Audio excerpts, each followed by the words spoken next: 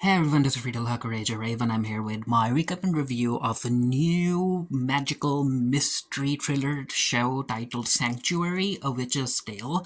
And this show is gonna be, from what I understand, it's gonna be only 6 episodes long, and it's based on a novel of kind of the same name by an author. I think their name is V.V. Jones. I could be wrong. You can Wikipedia it. I have not read that book. However, I was intrigued by the trailer, and you know what? I'm glad that I checked it out. The show had like a 2 episode premiere, and you can watch the episode on the Sundance channel, or if you have AMC Plus, you can watch it, and you can get AMC Plus and the Sundance channel through Amazon Prime Video if you subscribe and stuff. But anyway, this show, so basically the premise of the show is that there's displaced a small town called Sanctuary where it's legal to be a witch, and you have to register, of course. And if you end up being a registered witch, you can help people with your spells and your little brews and something, and things end up getting bad, like turning bad for a particular witch after there's a murder, and her daughter ends up being accused of the murder, but we'll get to it in a bit. So, the first episode opens up with a short little introduction about Sanctuary, about witchcraft and stuff, and this is one of the main leads. Her name is Sarah Fenn, and she's a registered witch, and she helps the people of Sanctuary, and she has this very close group of girlfriends. One of them is Abigail, then I think there's Cheryl and someone else. I could be wrong, like it's gonna take me time to remember all of the names of the characters. It happens. So we in this introduction we get to see a new couple who are interested. Yeah, that's Abigail. She is one of the other lead characters. It's her son who ends up dying. But yeah, so anyway, so they are introducing a new couple, and they're like, hey, it's kind of expensive to live in Sanctuary, but there's a lot of benefits if you end up living here because again we have a registered witch. So as these women are talking, they hear a thud, a body falling, and everyone rushes towards the body to see like what happened. And you can kind of tell that that the person who ended up falling is actually a kid. And of course, Abigail is like, "We have to help him. We have to help him." And then Sarah ends up using, I guess, some sort of blood magic in order to help him. Now, all of this is kept very hush hush during the flashback, but you can tell with how the story continues. You can tell that it was basically Dan who Sarah ended up helping. We jump ahead 6 years, and we get to see this girl. She's pregnant, and she's talking to Abigail, and Abigail is kind of like the head of Sanctuary. She is kind of like the governess, kind of the first lady of Sanctuary, and she takes the girl to Sarah, and she's like, hey, don't worry, Sarah's just your wish. She's one of my best friends. She can help you out. So the woman who's pregnant, she's been feeling a lot of pain. However, the doctors and her husband can't really figure out why she's feeling that pain, because nothing is necessarily wrong with the baby or the pregnancy. But Sarah's like, you know what? Just let me check. I'm gonna do something. So she goes back to her spell room, and there's a spell book on one of the shelves. And instead of actually opening it and reading it, she kind of just raises her hand in front of it, and as if like she's absorbing the spell or the energy from the book. And then she goes back to the pregnant lady. She ends up using a stone in order to pinpoint the pain, the location of the pain, and all where all of that negative energy is coming from. And apparently, the negative energy is coming from her heart. So this is Dan. He's all grown up, and I'm like, Dan, your posture, boy, stand straight. And of course, he's like the golden child, and everyone is impressed by him and all of that stuff. And of course his death is gonna rock the small town. So we get a scene where Sarah ends up explaining to the pregnant lady about why this negative energy is coming off of her, and it turns out that it's not the woman's first baby. From what I can understand, apparently she lost her first child, and now she's very, very worried about whether or not her second pregnancy is gonna go through. And she's like, so what the heck can I do? Can you guarantee that nothing will happen to my child? And Sarah's like, hey, I can't work miracles, and there are laws even in magic. There are rules that I have to follow. But what I can do is give you some sort of a spell or a draft or something to help you with your confidence and help bear the pain and everything, so that you are able to give birth to the child. And that kind of works for the girl. So it turns out that again there are laws when it comes to practicing magic. as a registered witch. So she ends up making the pregnant woman sign a form, and it's basically like a form which gives her consent to use the woman's hair in any spells or magic that she uses, and it's all confidential. And once she's done, she'll just lock the hair sample away. There's this charity event, and Dan ends up speaking a bit, Abigail ends up speaking a bit. So there are certain things that are up for auction, and one of the things ends up basically being like this re-energizing potion that Sarah will create, and of course a lot of people bid on that. So it turns out that these two were the couple that were that were in the flashback who wanted to come, and they were married, but now they're divorced because I guess Bridget is queer. Bridget is one of the queer characters in this show, and she ends up divorcing this guy, and she's living with a woman now, and I think they have a kid, and yada yada yada. It's all good. They're all friends. So this is Harper. She's Sarah's daughter, and she's kind of Dan's girlfriend, on again and off again. And right now they're off. Things are bad. However, there's this party that Harper wants to go to, and she's excited for that. Now, when it comes to the relationship that Sarah and Harper share, it's kind of troubled because Sarah wanted to become a witch like her mom, but it turns out that Sarah doesn't have any magic because witchcraft, having witchycraft in your bloodline, it can skip a generation. So yeah, it skipped a generation when it comes to Harper. Then we have another kid. Her name is Beatrice, and apparently all of them were friends when they were younger, but things happened. They grew up, and from what I understand, Beatrice wanted to be with Dan, but Dan wasn't into her.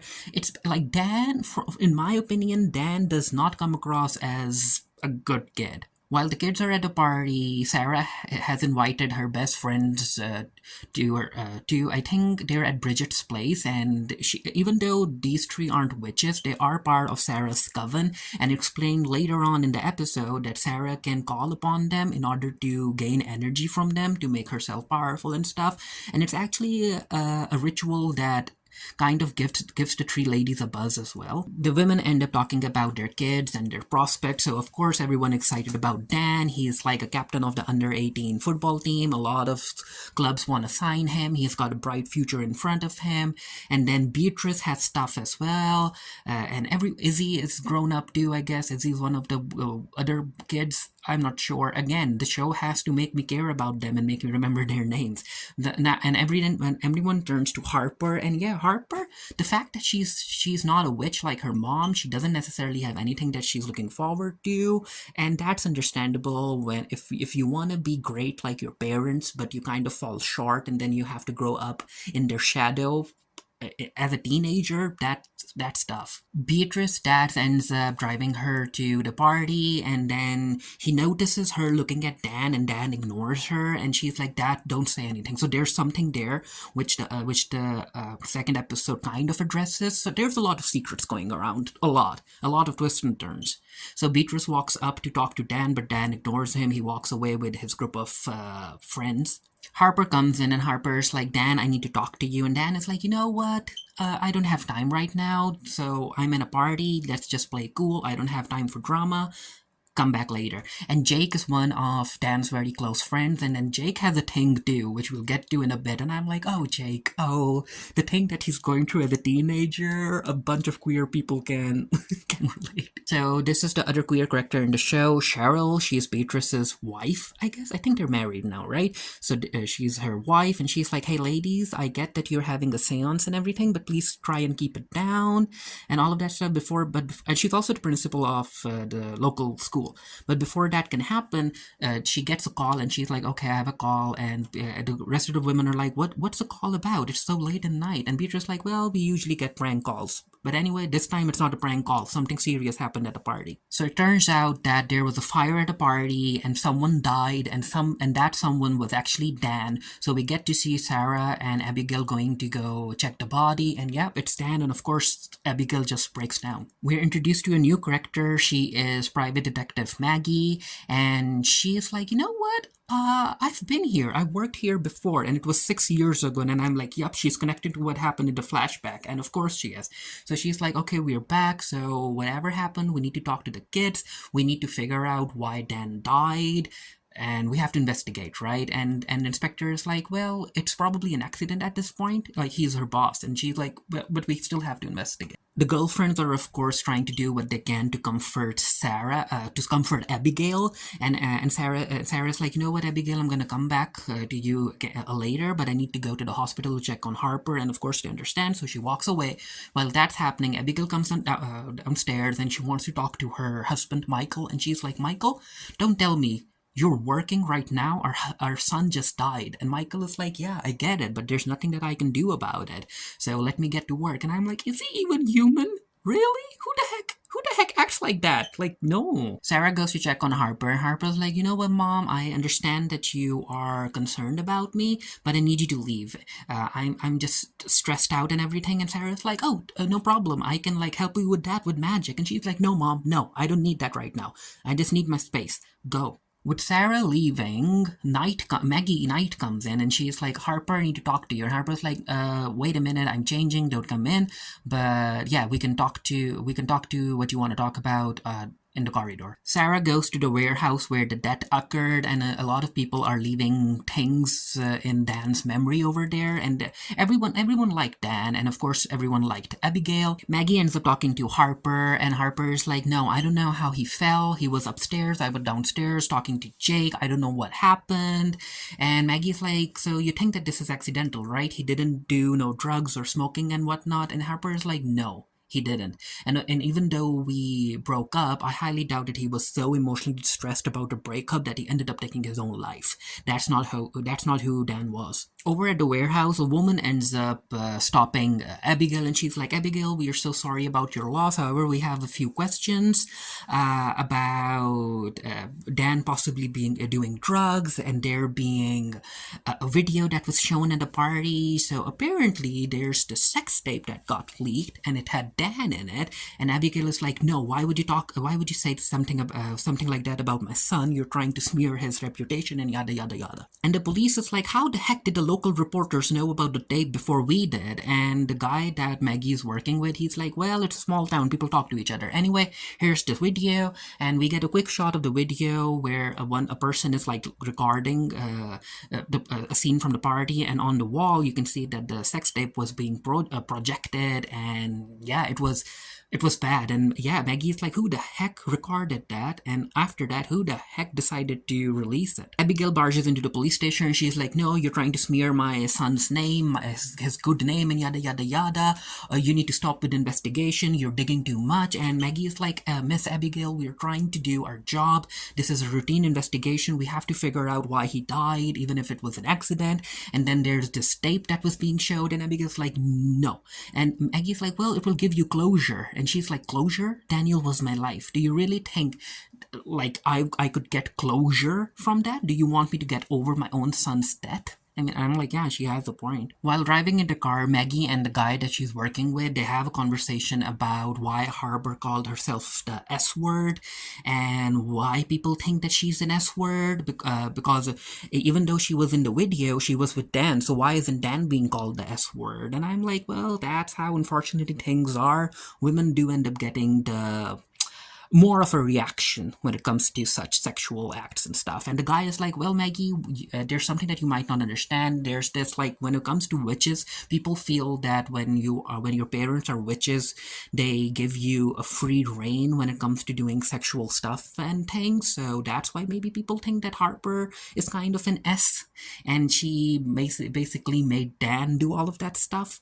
Who knows? We get a flashback where Harper is very, very interested in what her mom does, because she's waiting for her magic to kick in. Apparently, it kicks in when you're like around 13 or something. There's a ceremony you have to go through, and then Sarah ends up opening this locker, and she's like, "Oh, what's in there?" And she's like, "Well, that's where I keep my samples, right? All of the people that have worked my magic on." Maggie ends up talking to Beatrice about what happened during the party, and Beatrice is like, I don't know, I was downstairs too, Harper was downstairs too, she was talking to Jake, and none of us were with Dan, he was on the first floor, we don't know what happened. And her parents, of course, don't want Maggie to push too much because Harper is still traumatized, and this is where Beatrice is still traumatized, and this is where Beatrice kind of breaks down into tears, and they're like, you know what, Miss Detective, you can leave now. Because Sarah wants answers, she ends up taking out a file, and in the file, she has Dan's hair. So, of course, that's mean that she has worked her magic on Dan, which again connects to the flashback we got during the beginning of the episode. And she ends up using a sample of his hair, and she's brewing something. And this is where Harper walks in, and she's like, "What the heck are you doing, Mom? Why are you using Dan's hair? What happened to consent and following the rules?" And Sarah is like, "No, no, no, no, no, no. I'm not like breaking any rules. I'm just creating like a tranquility potion, and I need to use Dan's hair sample, and it's gonna help you and Sarah get over him." She's like, "Get over him? Why do I have to get over him?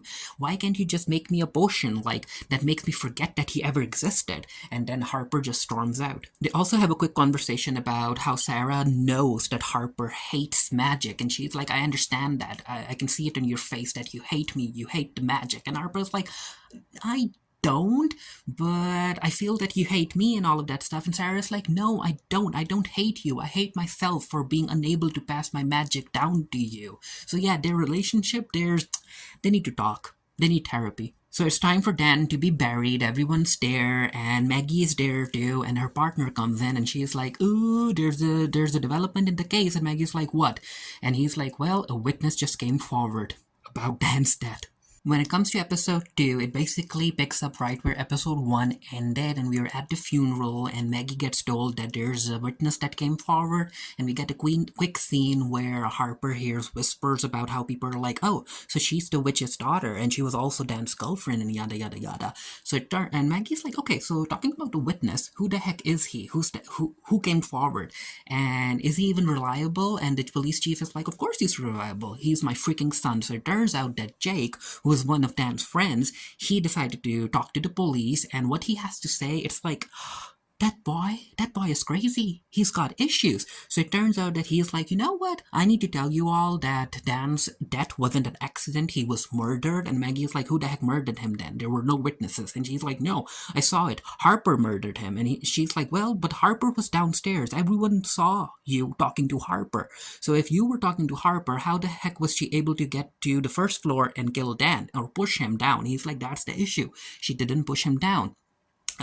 She ended up using witchcraft." And Maggie's like, "What the heck?" And he's like, "Yup." She was very angry at him, and he ends up showing Maggie a video of Harper yelling and doing those hand signs that she ended up seeing her mom do. And he's like, "Yup, that's it. That's witchcraft." And Maggie's like, "What the heck?" She's like, "Chief, I need to talk to you." And she's like, "What? Really? Are we really gonna go with that video of a upset little girl, and we are gonna blame him for practicing witchcraft and killing Dan?" And he's like, "Yeah, we are.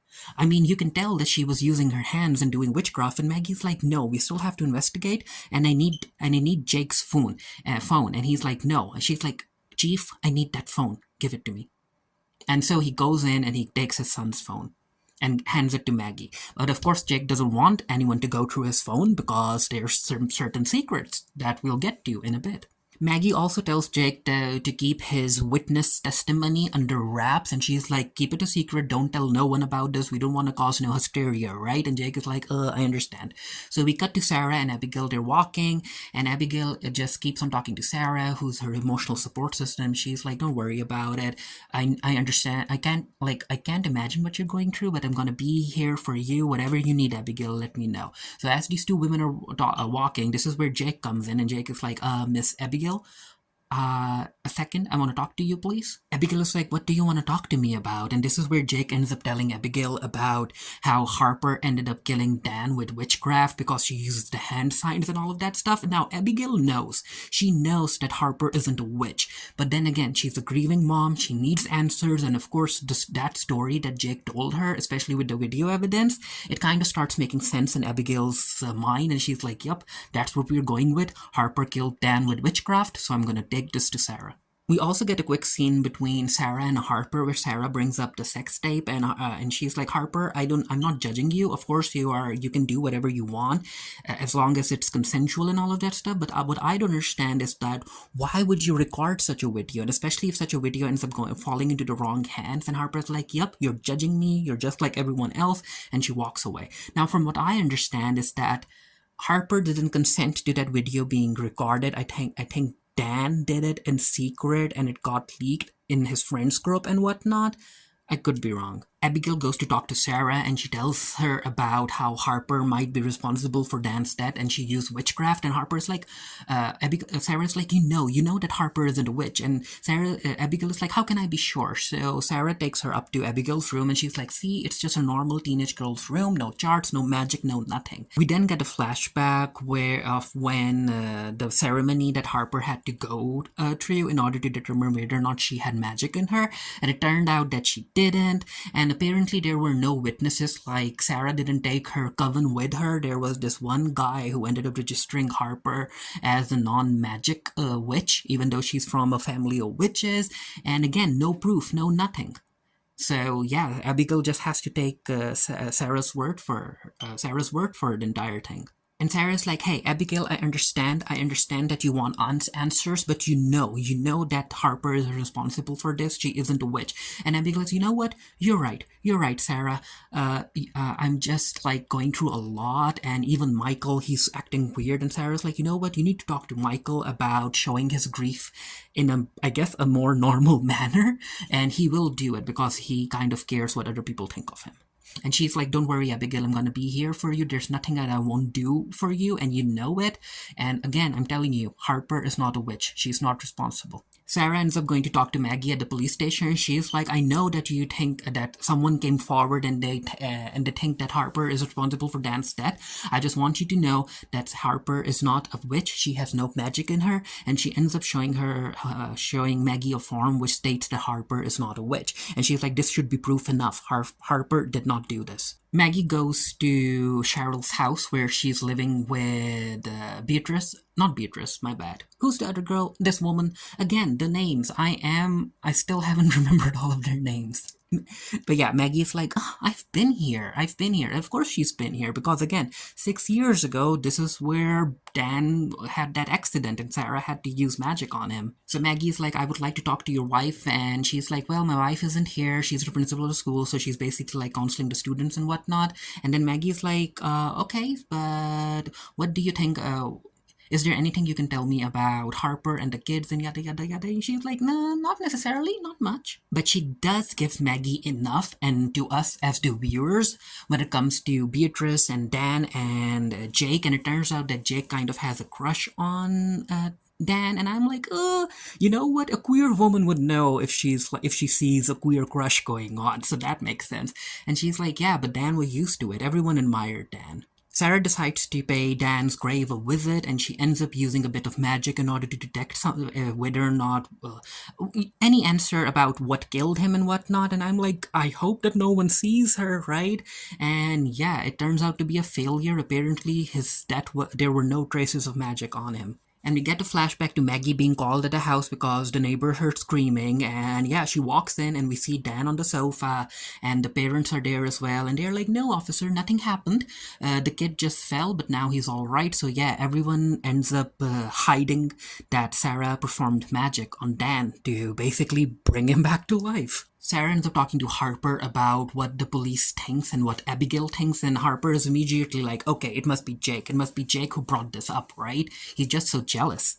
Maggie decides to pay Sarah a visit because she needs to talk to Harper, and then she's like, Harper, are you ready to answer certain questions about your relationship with Dan and Jacob and all of that stuff? And Harper's like, yeah, I guess it's not as if I have a choice, especially with me being accused of his murder and yada yada yada. So basically, she kind of tells her that they weren't together at the party and all of that stuff, and the video where Harper is just using hand motions and all of that stuff, she's like, it could be anything. It's not witchcraft. I was just upset. You can't use this video against me. And then we got to Beatrice and his dad. So yeah, something did happen. She's like, after you ended up dropping me off at a party, you disappeared somewhere, right? So you told Maggie, the inspector, that you were working on a site, but that's all that you were doing, right? You didn't come back to do something to Dan. And he's like, no, I didn't. And because apparently something happened between her and Dan, and her dad knows, and I guess her dad is very, very angry at Dan and he wants revenge. And I'm like, why don't you just bring that up to Abigail or something?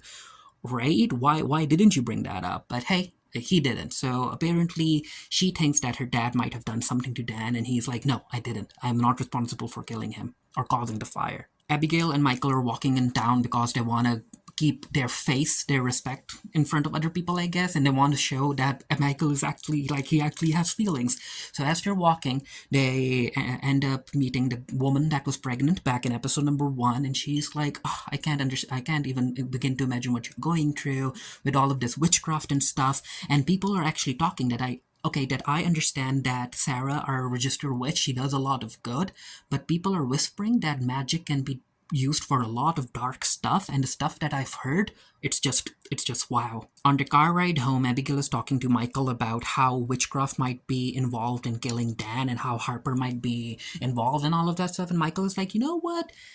It doesn't make sense, but at the same point it does make a lot of sense. So I guess you should investigate or something because Michael can't be bothered. I'm like, wow, Michael, are you a robot under there? Sarah ends up bringing the law about how if Harper is accused of using dark magic to kill someone, a non-magician, a witch, then it's a death penalty. She'll be executed and all of that stuff. Even though witchcraft is legal, there are certain rules that witchcraft can't be used to actually kill another person or cause a society harm. And she's, of course, Sarah is very, very worried about her daughter. And this is where she's like, you know what? I went to Dan's grave and I didn't detect any traces of magic, so there's something else that I can do. So apparently, divination is a very, very powerful method that witches can use in order to get answers to their questions. So Sarah's like, you know what? That's what I'm gonna do. So she ends up doing all of the preparation and she makes the sigils and the symbols and all of that stuff. And she has to be clear. She has to be clear about what she wants to know the answer to. And she's like, who killed Dan? Who killed Daniel, or whatever his entire name is? And she looks into the bowl that's supposed to give her the answer, but she kind of sees her own face, and then there's this loud noise in her ear. It's causing her pain, and then there's an explosion, and yeah, it didn't work. Or maybe she did get an answer, but she just doesn't understand it right now. This is where Maggie is like, okay, we need to talk to Jake. So she goes to school and she ends up talking to Jake, and she's like, well, we went through your text, Jake, and it turns out that Jake ended up basically sharing his love for Daniel, his queer love, but Daniel, of course, didn't reciprocate his feelings, but they still tried and remained friends and all of that stuff. So yeah, Maggie is like, okay, so you had a little crush on Dan. It's understandable, but it also gives us a reason about why you're so worked up about his death and why you want to pin that on Harper. And he's like, you know what? Just don't tell my dad, because I guess he doesn't want his dad to realize that his son is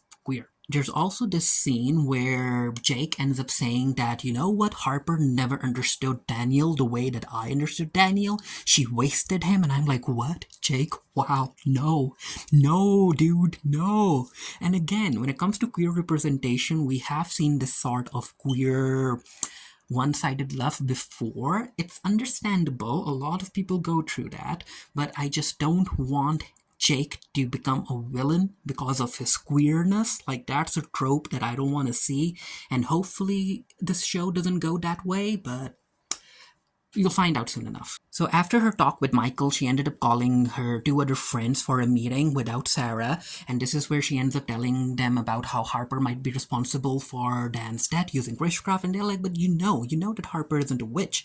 And Abigail is like, but can we really be sure? No one was at Harper's initiation ceremony and all of that stuff. For all we know, Sarah could be lying, and the two women are like, no, Abigail, don't do this. We understand what you're going through, but don't do this. You of all people know that Sarah will do anything for you. And also Abigail is like, well, this isn't the first time that she's broken the rules. And they're like, well, she breaks the rules for us. She has done so much for us. We can't pin this on her or her daughter. We get a flashback where Abigail is telling Sarah about how Michael really isn't in need of this promotion because they need money and all of that stuff, and she wants Sarah to help her with magic. And yeah, all of these women ended up using Sarah and her magic when they wanted to benefit from her. But now when things have actually gotten dark, and when Sarah needs their help, I guess Abigail is turning away. I guess she only looked at Sarah as a means to an end, a witch that she can use whenever she wanted. Sarah ends up explaining about what happened in her little witch room, and she's like, well, I tried to use a divination spell, but it didn't work. I maybe made a mistake, so there's a mess everywhere. everywhere, and she tells him about how she went to the grave and there were no traces of magic, and she's like, but you know what I have to do? I have to go to the warehouse, the abandoned warehouse, and if someone did use magic there must be traces of magic. I have to go and check because I have to save my daughter from being executed. Because this entire case involves magic, this is where Maggie is like, okay, so we need to bring in a senior magical investigator, and his name is Morgan Lynch. So we'll get to see him in the next episode. And the episode ends with Abigail again asking Sarah to do something for her, and she's like, you know what, Sarah, I need you to bring Dan back. And Sarah's like, what? Because yeah, you heard me. I need you to bring Dan back to me. You did it once before. And Abigail, Sarah's like, but this time it's different. Last time I kind of like brought him back from the threshold of death. And I used blood magic and whatnot, so I ended up bringing him back that way. I can't do that. He's already in the grave. His body is in the grave. He's dead. And even if by some miracle, even if I'm able to resurrect him, how the heck are you going to explain to the rest of the villagers about Dan being back? And so Abigail is like, you know what? Don't worry about that. Bring Dan back. I'll leave the town with Dan. We'll run away. We'll start a new life. I just want him back, Sarah. And Sarah's like, no, Abigail, I can't do that. And also in the previous conversation that she was having with that guy, she was like, you know what, maybe all of this might be my fault. I feel like that because I ended up bending the rules in order to bring Dan back 6 years ago. So maybe this is kind of the universe's way of getting its payback, because again, when you're doing witchcraft, you have to be very careful about balance of energies and everything, and not playing with laws of nature. So Sarah does blame herself for Dan's death and what Harper's going through. But again, coming back to this particular conversation, this is where Abigail tells Sarah, if you don't bring him back, then I'm going to take this entire thing to court, and I won't tell Jake to rescind his witness testimony, and Harper would go to jail, and this is going to be bad for you. And I'm like, Abigail, wow, really? I know that you're hurting, but you would use that card in front of Sarah, your best friend? And again, as I said, I guess when it comes down to it, Abigail always thought of Sarah as a witch, as a tool that she could use for her own benefit. She never considered Sarah as an actual human being. That's what I think. And yeah, this is where she leaves, and this is where the episode ends. And as far as I'm concerned, I really enjoyed this 2-episode premiere. Yes, it's about witches and it's about witchcraft and all of that stuff, but as someone who's into mysteries and thrillers, I like the mystery aspect of it. I like the human interactions, and the witchcraft kind of feels like secondary, which I'm okay with it. I am okay with it. It kind of reminded me of The Walking Dead, where the zombies are kind of secondary and the actual show is about human nature. So yeah, I'm looking forward to seeing what the writers have planned for these women and where this show goes, and like the mystery itself, like what the heck happened to Dan? Like who did it? Because I think for sure Harper doesn't know magic, or even if she does know magic, she wasn't able to tap into it when Dan died. But yeah, let me know what you thought of the episode. I might do a written review this for the Geek Theory, I'm not really sure, but if you're able to watch this show, I highly recommend that you watch it. Again, if you're into witchcraft and human interactions, watch it, and especially mysteries. Watch it. It's not the most well-written show. I'll put it out there. It's not. But it is fun. It is messy. It has drama. But yeah, let me know what you thought of it down in the comment section below. And until next time, stay happy, stay safe, stay blessed. See you guys later.